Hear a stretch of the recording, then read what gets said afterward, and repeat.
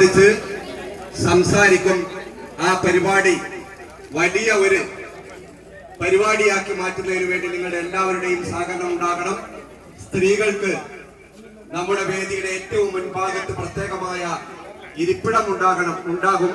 അപ്പൊ എല്ലാവരും ഇതൊരു ക്ഷണമായി സ്വീകരിച്ചുകൊണ്ട് ആ പരിപാടിയിലേക്ക് എത്തിച്ചേരണമെന്ന് ഈ അവസരത്തിൽ പ്രത്യേകം ഉണർത്തുകയാണ്. ഇനിയുള്ള ദിവസങ്ങളിൽ വീടാന്തരം കയറി ഇറങ്ങിക്കൊണ്ട് നമ്മുടെ പ്രിയങ്കരനായ സ്ഥാനാർത്ഥി എല്ലാവർക്കും സ്കൂളൊക്കെ പൂട്ടി ഫുള്ള് ഫ്രീ ആയിട്ട് നിൽക്കുകയാണ്. അപ്പൊ നമ്മുടെ കുട്ടികളും എൻ്റെ പ്രിയപ്പെട്ട ഉമ്മമാരും സഹോദരിമാരും ഒക്കെ വീട് കയറി വളരെ ശക്തമായ പ്രചാരണം നടത്തി നമ്മളുടെ ഭാഗത്ത് നിന്ന് ഒരു വോട്ട് പോലും നഷ്ടപ്പെടാതെ സൂക്ഷിക്കാൻ ഈ പോളിംഗ് ദിവസം 9-ാം തീയതി നമ്മളുടെ പരമാവധി വോട്ടുകൾ നമുക്ക് അനുകൂലമായി പോൾ ചെയ്യിപ്പിക്കാനുള്ള പരിശ്രമം നിങ്ങൾ നടത്തണം. തീർച്ചയായും നിങ്ങളോടൊപ്പം ഞാനുണ്ടാകും.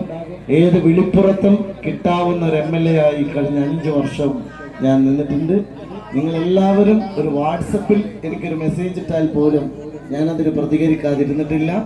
എനിക്ക് കഴിയാവുന്നതിൻ്റെ പരമാവധി ഈ കുട്ടികൾക്ക് വേണ്ടി ഞാൻ എൻ്റെ സമയം മാറ്റിവെച്ച് ഞാൻ പ്രവർത്തിച്ചിട്ടുണ്ട്. ഇനിയുള്ള 5 വർഷക്കാലം നമുക്ക് പുതിയ പദ്ധതികൾ ആവിഷ്കരിച്ച് മുന്നോട്ട് പോകണം.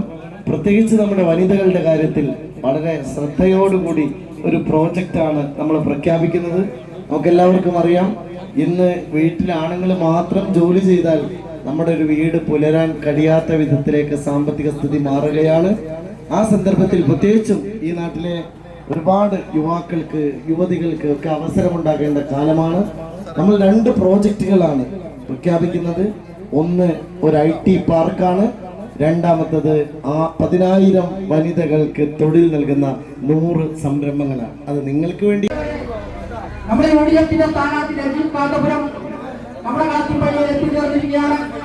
ആദ്യമായി നമ്മുടെ സ്ഥാനാർത്ഥിയെ വളരെ ഹാർദപൂർവ്വം നമ്മുടെ ഈ കാത്തിപ്പള്ളിയിലേക്ക് സ്വാഗതം ചെയ്യുകയാണ്. അതോടൊപ്പം തന്നെ വളരെ നിർണായകമായ തെരഞ്ഞെടുപ്പിൽ ഈ ബൂത്തിന്റെ കൺവീനറിലേക്ക് എന്റെ വോട്ടർമാരോട് എനിക്ക് പറയാനുള്ളത്, ഉജ്ജ്വലമായ ഒരു തെരഞ്ഞെടുപ്പ് ഉണ്ടാക്കണം എന്നതാണ് പ്രധാനപ്പെട്ട കാര്യം. ഞാൻ നിങ്ങളോട് അഭ്യർത്ഥിക്കുന്നത്, എല്ലാവരും ഇരുന്നോളൂ. അവിടെ കസേരണ്ടോ? ഉമ്മാരൊക്കെ ഇരിക്കി, ഞങ്ങളടുത്തേക്ക് വരൂലേ?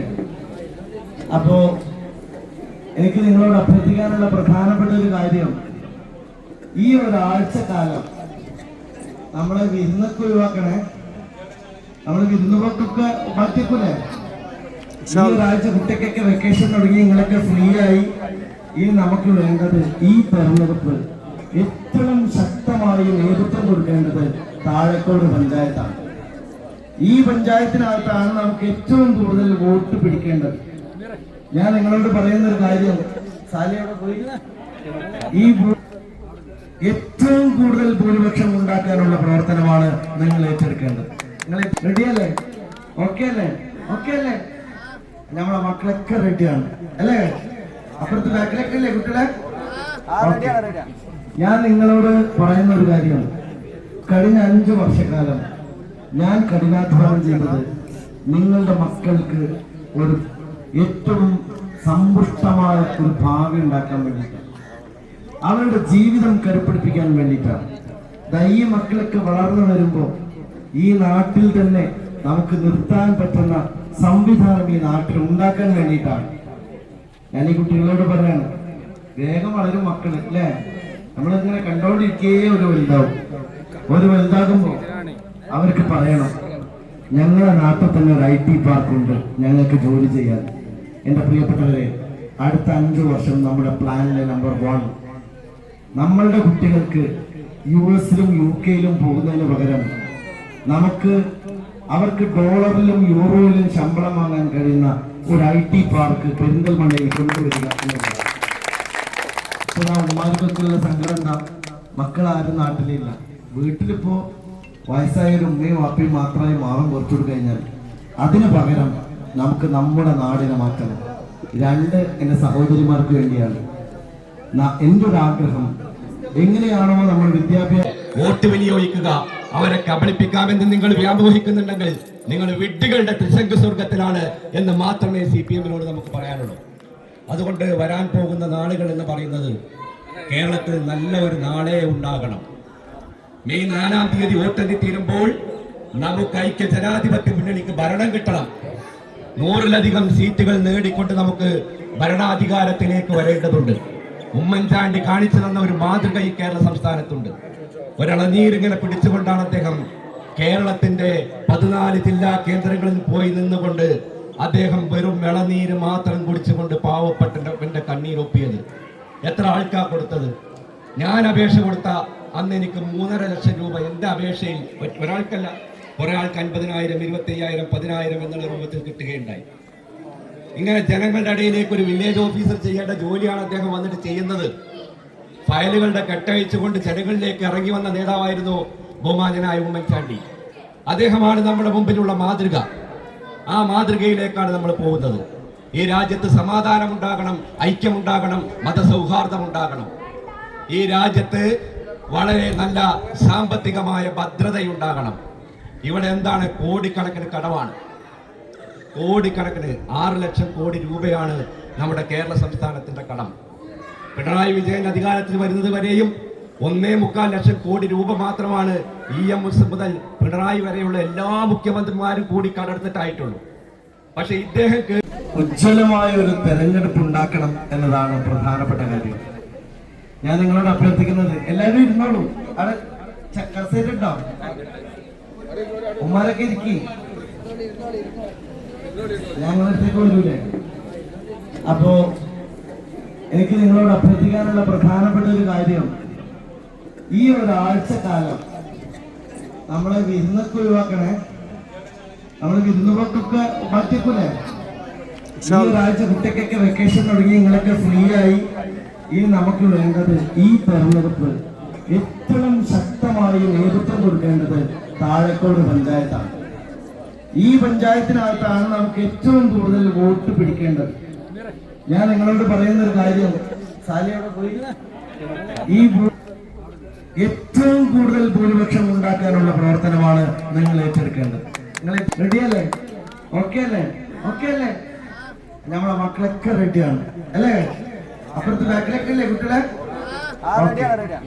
ഞാൻ നിങ്ങളോട് പറയുന്ന ഒരു കാര്യം, കഴിഞ്ഞ 5 വർഷക്കാലം ഞാൻ കഠിനാധ്വാനം ചെയ്തത് നിങ്ങളുടെ മക്കൾക്ക് ഒരു ഏറ്റവും സമ്പുഷ്ടമായ ഒരു ഭാവി ഉണ്ടാക്കാൻ വേണ്ടിയിട്ടാണ്, അവരുടെ ജീവിതം കരുപ്പിടിപ്പിക്കാൻ വേണ്ടിയിട്ടാണ്. ഈ മക്കളൊക്കെ വളർന്നു വരുമ്പോൾ ഈ നാട്ടിൽ തന്നെ നമുക്ക് നിർത്താൻ പറ്റുന്ന സംവിധാനം ഈ നാട്ടിൽ ഉണ്ടാക്കാൻ വേണ്ടിയിട്ടാണ്. ഞാൻ ഈ കുട്ടികളോട് പറയാണ്, വേഗം വളരും മക്കൾ അല്ലേ? നമ്മളിങ്ങനെ കണ്ടോണ്ടിരിക്കേ ഒരു വലുതാകുമ്പോൾ അവർക്ക് പറയണം, ഞങ്ങളുടെ നാട്ടിൽ തന്നെ ഒരു IT പാർക്കുണ്ട്, ഞങ്ങൾക്ക് ജോലി ചെയ്യാൻ. എന്റെ പ്രിയപ്പെട്ടവരെ, അടുത്ത 5 വർഷം നമ്മുടെ പ്ലാനിലെ നമ്പർ 1, നമ്മളുടെ കുട്ടികൾക്ക് US-ലും UK-ലും പോകുന്നതിന് പകരം അവർക്ക് ഡോളറിലും യൂറോയിലും ശമ്പളം വാങ്ങാൻ കഴിയുന്ന ഒരു IT പാർക്ക് പെരിന്തൽമണ്ണയിൽ കൊണ്ടുവരിക എന്നതാണ്. ഇപ്പൊ ഉമ്മാർക്കൊക്കെയുള്ള സങ്കടം എന്താ? മക്കളാരും നാട്ടിലില്ല. വീട്ടിലിപ്പോ വയസ്സായൊരു ഉമ്മയും വാപ്പയും മാത്രമായി മാറും കുറച്ചുകൂടി കഴിഞ്ഞാൽ. അതിന് പകരം നമുക്ക് നമ്മുടെ നാടിനെ മാറ്റണം. 2 എന്റെ സഹോദരിമാർക്ക് വേണ്ടിയാണ് എൻ്റെ ഒരു ആഗ്രഹം. എങ്ങനെയാണോ നമ്മൾ വിദ്യാഭ്യാസ പ്രിയപ്പെട്ട സഹോദരന്മാർ, സുഹൃത്തുക്കളെ, ഞാനൊരൊറ്റ കാര്യം മാത്രമേ പറയാൻ ഉദ്ദേശിക്കുന്നുള്ളൂ. ഇവിടെ കാലികമായിട്ടുള്ള രാഷ്ട്രീയ സാഹചര്യങ്ങളൊക്കെ ഇവിടെ എനിക്ക് മുമ്പ് സംസാരിച്ച ആളുകൾ വിശദമായി തന്നെ പറയുകയുണ്ടായി. നാളെ വൈകിട്ട് നമ്മുടെ പ്രതിപക്ഷ നേതാവ് VD സതീശൻ കരിങ്കലത്തണിയിൽ വരികയാണ്. നമുക്കറിയാം VD സതീശൻ്റെ ഒരു റേഞ്ച് ഇപ്പോഴെന്താണ് എന്നുള്ളതറിയാം. മുഖ്യമന്ത്രി ഒരു സംവാദത്തിന് വെല്ലുവിളിച്ചിട്ട് അത് ഏറ്റെടുത്തപ്പോൾ പുറകോട്ട് പോയ മുഖ്യമന്ത്രി, ആ മുഖ്യമന്ത്രിക്ക് വരെ ഭയപ്പെടുത്തുന്ന രൂപത്തിലുള്ള നിലപാടുകൾ സ്വീകരിച്ചൊരു മഹാവ്യക്തിത്വമാണ് VD സതീശൻ. അപ്പോൾ നാളെ വൈകിട്ട് 5 മണിക്ക് കരിങ്കലത്താണിയിലെത്തും. ഇവിടെയുള്ള മുഴുവൻ സഹോദരിമാരും അവിടെ എത്തിച്ചേർന്നു. കരിങ്കലത്താണിയിലാണ്, നിങ്ങൾക്കൊക്കെ ഇരിക്കാനുള്ള ഇരിപ്പിടം അവിടെ ഉണ്ടാകും.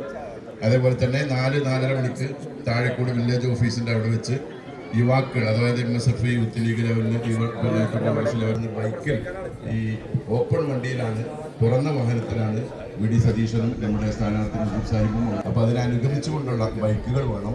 അപ്പോൾ അത് ഇവിടുത്തെ എല്ലാ ആളുകളും ആ കാര്യത്തിന് ഇവിടേക്കും എത്തിച്ചേരണം. ബാക്കിയുള്ള ആളുകൾ മുഴുവൻ ഇവിടെയും ഉണ്ടാവണം എന്ന് മാത്രം സൂചിപ്പിക്കും.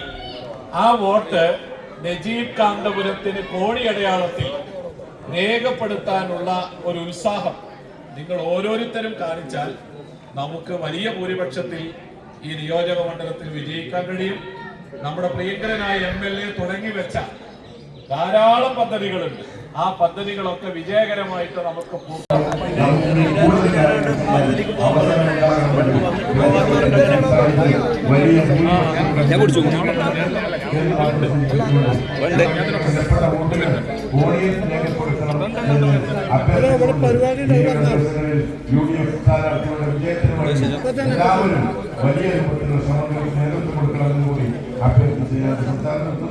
ഇന്നത്തെ ഈ പ്രചരണ പരിപാടി ഔപചാരികമായ ഞാൻ നിർത്തുന്നു.